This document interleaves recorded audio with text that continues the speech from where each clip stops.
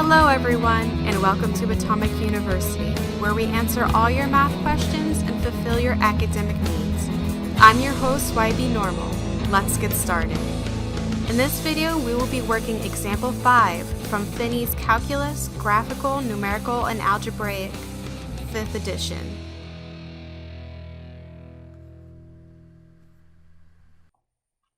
In this question, we are asked to find the parametrization for a linear segment with the endpoints -2, 1, and 3, 5. So our first step is to plot the points on the graph, and I've already taken the liberty of putting the graph onto our paper, so all we have to do is just plot the points and draw the line. So our first point is -2, 1, so we go over here to -2 and y equals 1, and there's our first point. And then we go to our second point, 3, 5. And now we can draw our line, which I go over here to draw a line, and let me see if I can get it pretty much close enough between those 2 points. Let me just adjust the points here. Okay, now that we've drawn the line, we can find out the parametrization of the line segment in one of 2 ways. And in this video, I'm going to show both ways. The first way we can do it is to look at how the first point, -2, 1, travels to get to 3, 5. So we first look at how did it travel in the x direction.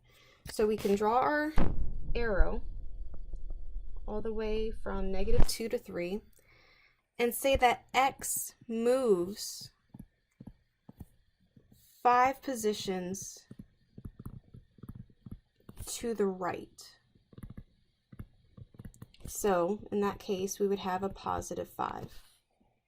Then we can draw an arrow representing the movement in the y direction and say that y moves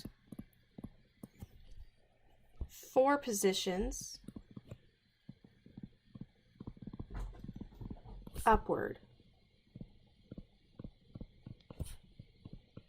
or +4. Okay. Now with the next step, we can write our equations.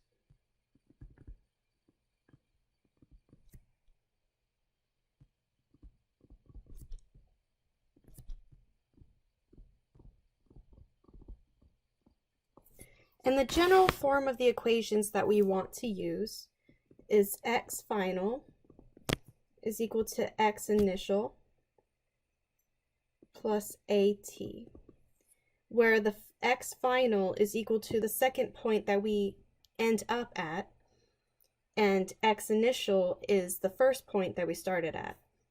So in this case, x final would just stay the same, and where we started at was -2 plus, and the direction that we moved for the x coordinate is +5 t.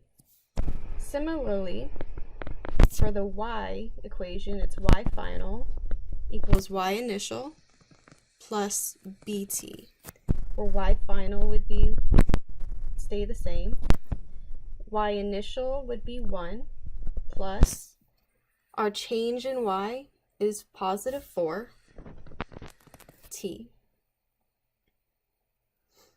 Now, why don't we substitute x final as 3 and y final as 5?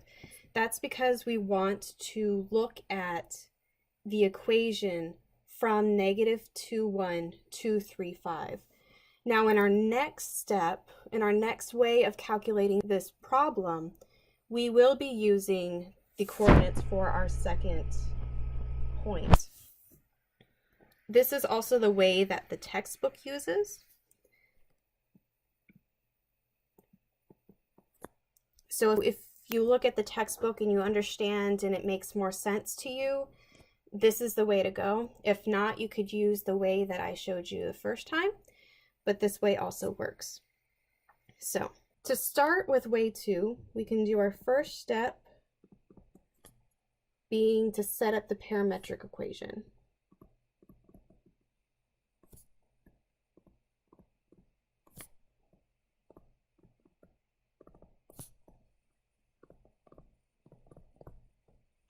Which we can use the same form.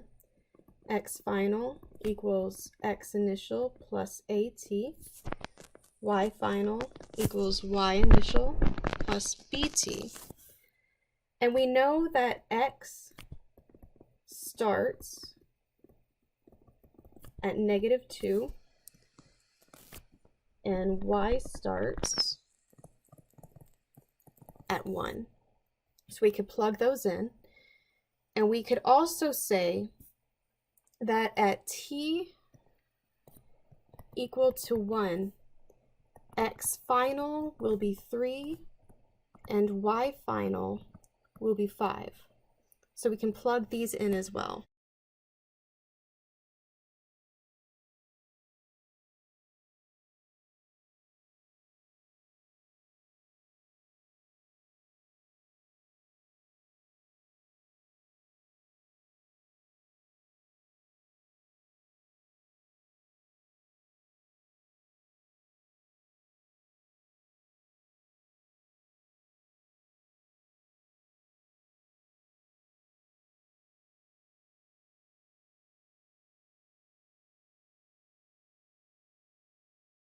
Okay, now we want to find A and B. And this is where we quote chug. So let's concentrate on A. A times 1 is just A. So we can rewrite this as 3 equals -2 plus A. Now we want to add 2 to both sides of the equation to have A isolated on the right side. So we can have 3 plus 2 equals -2 plus 2 plus A. -2 plus 2 cancel out to equal 0. And then 3 plus 2 equals 5. So we can say that A is equal to 5. Now we can do the same thing with B. B times 1 is just B.